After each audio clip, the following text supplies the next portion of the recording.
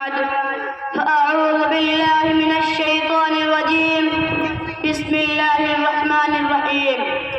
آزاد ہندوستان کی تاریخ میں دو دن یادگاری عزت اور قومی اہمیت رکھتے ہیں، ایک 15 اگست کا، دوسرا 26 جنوری۔ 15 اگست کو ہندوستان آزاد ہوا اور 26 جنوری کو ہندوستان جمہوریت بنا۔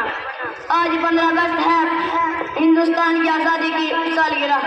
15 اگست 1947 عیسوی کو سرزمین ہند پر وہی سورج طلوع ہوا تھا جو کہ آج طلوع ہوا ہے، لیکن اس وقت سورج کی کرنیں ایک نئی صبح کا پیغام لائی تھی۔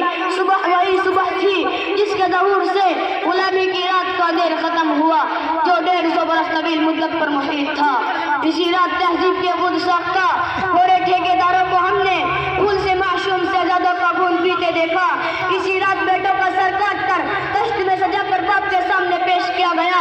اسی بھیانک رات میں ہنرمند اور ماہر استاد کاریگروں کے ہاتھ قلم ہوئے اور انگوٹھے قطع کیے گئے اور کسانوں کی زمینیں چھین کر ان کو در بدر کی ٹھوکریں کھانے کے لیے چھوڑ دیا گیا۔ اس تاریخ رات کی جل صبح ہو جس کے لیے ہم نے کون سا جتن نہیں کیا، سازشیں اور بغاوتیں کی، آزاد حکومتوں کی تشکیل کی، مزاحمتیں تحریکیں چلائی، جان و مال کی قربانی دی، وہ سب کیا جو حصول آزادی کے لیے ناگزیر تھا۔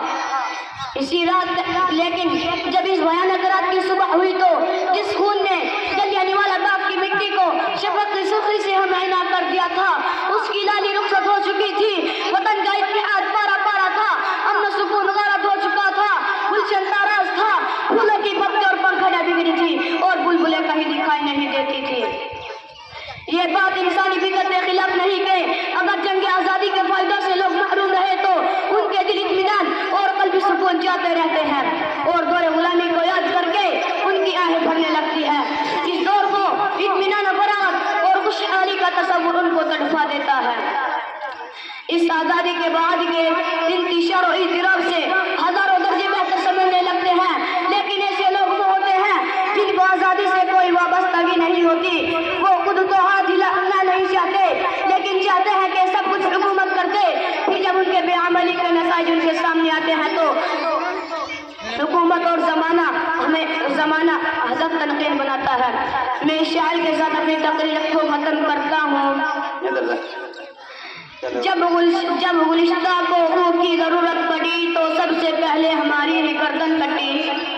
جب گلشتہ کو خون کی ضرورت